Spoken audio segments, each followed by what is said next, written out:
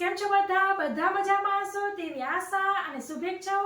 તમારા બધાનું સ્વાગત છે આપણી રેસીપીની ચેનલ સિલ્વર સ્પૂન હીરોઝ કિચનમાં। તો ચાલો આપણે આજે જોઈશું એક નવી વાનગી।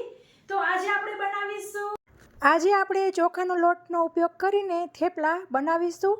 મિત્રો, રૂ જેવા પોચા આપણે થેપલા બનાવવાના છીએ અને સાથે આ થેપલામાં તમે આ 5 થેપલા તમને દેખાય છે ને, તે 5 થેપલા 1 ચમચી તેલની અંદર બની ગયા છે। તમે વિશ્વાસ નહીં કરી શકો, પણ બનાવશો ત્યારે તમને વિશ્વાસ આવી જશે।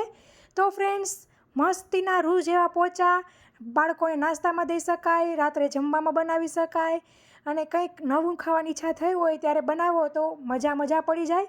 મારા છોકરાઓએ તો એમને લુખે લુખા આ થેપલા ખાઈ ગયા। તો એકદમ કૂણા, જો તમે જોઈ શકો છો, એકદમ પોચા એવા સરસ આપણા થેપલા રેડી થયા છે। તેના પડ નોખા થઈ ગયા છે અને તેની સાથે મેં છૂંદો અને ચણા મેથીનું અથાણું સર્વ કરેલું છે। તમે દહીં જોડે ખાઈ શકો છો, રસાવાળા શાક જોડે ખાઈ શકો છો, ચા જોડે ખાઈ શકો છો। અને મેં મારા બાળકોને જેમ લુખા ખાઈ ગયા તેવી રીતે તમે લુખા ખાશો ને તો પણ ભાવશે। એવા સરસ આપણા આ ચોખાના લોટના થેપલા બને છે। પુડલા નથી મિત્રો, એ ખાસ ધ્યાન રાખજો। તો ચાલો આપણે રેસીપી જોઈ લઈએ। સૌપ્રથમ આપણે આવી રીતે 2 ડાળખી લીમડાના પાન લેશું। 10 જેવી નાની એકદમ કળી છે, મોટી કળી હોય તો 5 જેવી લેવી। અડધો ઇંચ આદુનો ટુકડો અને 2 લવિંગિયા મરચાં તીખા અને 1 મોરા જેવું મરચું લીધેલું છે। આ બધી વસ્તુને આપણે મિક્સર જારમાં લઈ લઈશું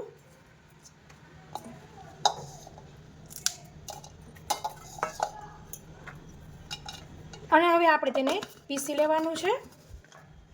તો ફ્રેન્ડ, સરસ પીસાઈ ગયું છે, તમે જોઈ શકો છો। આને આપણે હવે સાઈડ ઉપર રાખીશું। પછી આપણે આવી રીતે અડધો કપ દૂધીને છીણીને લેશું। પછી આપણે કઢાઈ લેશું અને તેની અંદર 1 ટેબલ સ્પૂન તેલ લેવું। તેની અંદર ઉમેરીશું આપણે આવી રીતે 1/2 ટીસ્પૂન ચીલી ફ્લેક્સ, 1/2 ટીસ્પૂન જીરું, 1/2 ટીસ્પૂન ઓરેગાનો। આ બધું ઉમેરીને તરત જ આપણે આપણી જે પેસ્ટ કરી હતી તે ઉમેરી દઈશું। પછી તેની અંદર ઉમેરીશું 1 ટીસ્પૂન સફેદ તલ। આ બધુંને આપણે એક વખત ચલાવી લઈશું। ગેસની ફ્લેમ સ્લો રાખવાની છે અને આપણે 1 કપ તેની અંદર પાણી ઉમેરીશું। પાણી ઉમેરીને ગેસની ફ્લેમ ફાસ્ટ કરી લેવી। પછી આપણે આવી રીતના હાફની પણ અડધી એવી એટલે કે 1/4 ટીસ્પૂન હળદર ઉમેરીશું। મીઠું ઉમેરીશું સ્વાદ મુજબ। સાથે આપણે જે દૂધી હતી 1/2 કપ તે ઉમેરી દઈશું। ફ્રેન્ડ્સ, તમે દૂધીની બદલે છીણેલું ગાજર, છીણેલી દૂધી આવી રીતના અથવા તો છીણેલું મૂળો પણ લઈ શકો છો। તમારી અનુકૂળતા પ્રમાણે તમે લઈ શકો છો અને તમે સ્કીપ પણ કરી શકો છો। તમારે કોઈ વેજીટેબલ ન ઉમેરવું તો તમે પ્લેન પણ બનાવી શકો છો। આવી રીતે મિક્સ કરી લેવાનું અને ગેસની ફ્લેમ ફાસ્ટ રાખવાની છે। ત્યાં સુધીમાં આપણે આવી રીતના 1 કપ ચોખાનો લોટ 130 ગ્રામ રેડી રાખવાનો છે। પાણી સરસ આપણું ઉકળી ગયું છે, તેની અંદર આપણે હવે ચોખાનો લોટ ઉમેરતા જશું ને આવી રીતે ચલાવતા જશું। ગેસની ફ્લેમ સ્લો કરી દેવાની છે અને આવી રીતે બસ ખાલી મિક્સ જ કરવાનું છે।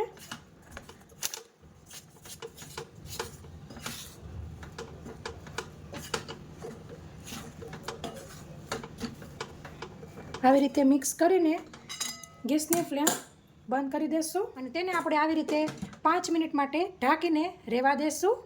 ગેસની ફ્લેમ બંધ કરી દેવાની છે, ખાસ ધ્યાન રાખવું।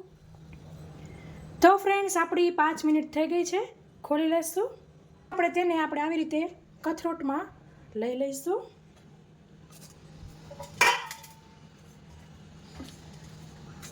પછી આપણે આવી રીતે અડધી ટેબલ સ્પૂન તેલ લેશું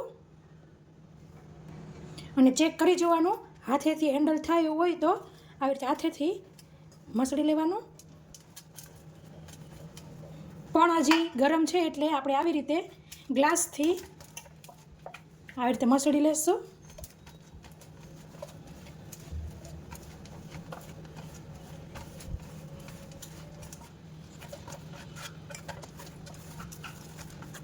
તો પછી આપણે આવી રીતે સરસ મસળી લેવાનું છે, સહેજ પણ નહીં ચોટે। તમારા હાથમાં જ ચોટેલું હશે ને તો ચોટ જ થયા કરશે। એવું હોય તો એક વખત હાથ ધોઈને પછી તમે આવી રીતે કરજો, સરસ થઈ જશે। થોડુંક તમને કઠણ લાગે, એકદમ સરસ આવતો નરમ જેવો લોટ છે, પણ તમને કઠણ લાગે તો તમે 1-2 ચમચી જેટલું પાણી ઉમેરી શકો છો, અને ઢીલું લાગે તો થોડોક ચોખાનો લોટ ઉમેરી શકો છો. અત્યારે આપણે આ માપ પ્રમાણે તમે ચાલશો તો સરસ પરફેક્ટ જ બનશે. આવી રીતે પછી ઠંડુ બહુ નહીં થવા દેવાનું, નહીં તો પછી લુવા તેના નહીં થાય.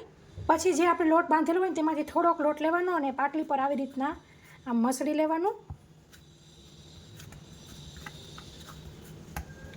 આમ કરવાથી તે સરસ ચીકણો થશે અને ઓછો ફાટશે તો ખરા, પણ ઓછો ફાટશે વણતી વખતે.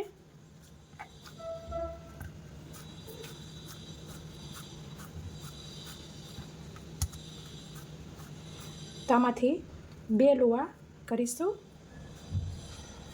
તો આપણું લુવું સરસ રેડી થઈ ગયું છે. બીજા લોટને આપણે ઢાંકી દેવાનો છે. પછી આપણે આવી રીતે ચોખાનો સૂકો લોટ લેશું. તો આવી રીતે લુવાને ચોખાના લોટમાં અટામણમાં કોટ કરી લેશું અને આવી રીતના ફેલાવી દેવાનું છે, અને એકદમ હળવા હાથે આપણે વણવાનું છે.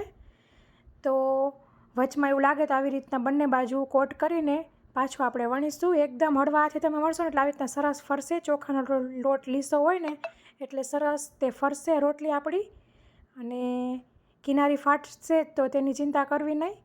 અને આપણે એક નાનકડો ડબલો હોય તેનું ઢાંકણું કે કંઈ પણ નાનકડી વસ્તુ હોય તેને આવી રીતના ધારવાળો હોય તે લઈ લેવો અને આવી રીતના કટ કરી લેવાનું છે, અને પછી વધારાનો ભાગ કાઢી લેશું. તો આવી રીતના એક સરખા આપણા સરસ થેપલા વણાઈને રેડી થશે, અને આપણે તેવા રેડી કરી લેવાના છે થોડાક.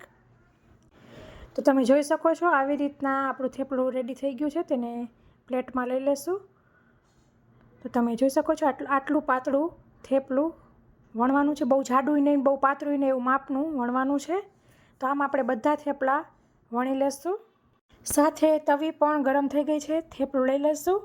થોડીક વાર થાય એટલે આપણે આવી રીતે પલટાવી લેવાનું છે. પલટાવતા સપોર્ટની જરૂર પડે તો સપોર્ટ લેવાનો, કેમ કે બહુ જ સોફ્ટ આપણા થેપલા હોય છે. પછી થોડુંક તેલ લઈને આપણે તેની ઉપર લગાવી લેશું. જેમ આપણે નોર્મલ થેપલા ચોળવતા હોય તેવી રીતે જ ચોળવવાના છે. પાછું પલટાવી લેશું. પાછા 1-2 ટીપા તેલ લઈને આવી રીતના ચોળવી લેવાના છે. તમે જોઈ શકો છો મસ્ત ફૂલી રહ્યા છે. તો આમ આપણે બધાય થેપલાને શેકી લેશું. આમાં બહુ આપણે રેગ્યુલર થેપલાની જેમ ડિઝાઇન બહુ નહીં પડે, માઇનોર જ એકદમ ગુલાબી એવી ડિઝાઇન પડશે. તો તમે જોઈ શકો છો સરસ આપણું થેપલું થઈ ગયું છે. કાઢી લેશું. આમ આપણે બધા થેપલા ચોળવી લેવાના છે.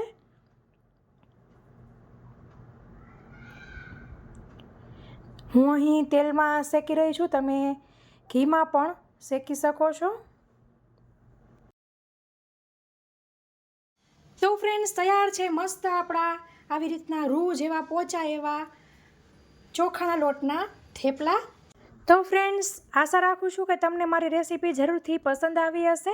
પસંદ આવી હોય તો લાઇક કરજો, તમારા ફ્રેન્ડ ઓર ફેમિલી સર્કલમાં શેર કરજો. અને હા ફ્રેન્ડ્સ, તમે મારી ચેનલ ઉપર નવા હોય અથવા તો હજી સુધી મારી ચેનલ સબસ્ક્રાઈબ ન કરી હોય તો જરૂરથી સબસ્ક્રાઈબ કરજો. બાજુમાં આપેલા બેલ આઇકન ઉપર ક્લિક કરજો, જેથી હું જ્યારે આવી રીતે નવી રેસીપી અપલોડ કરું ત્યારે તમને ઇન્સ્ટન્ટ નોટિફિકેશન મળે. તો ફ્રેન્ડ્સ આ રેસીપીમાં આટલું જ. ફરી મળીશું એક નવી રેસીપી સાથે. ત્યાં સુધી આવજો. Thank you. બાય. જય શ્રી કૃષ્ણ.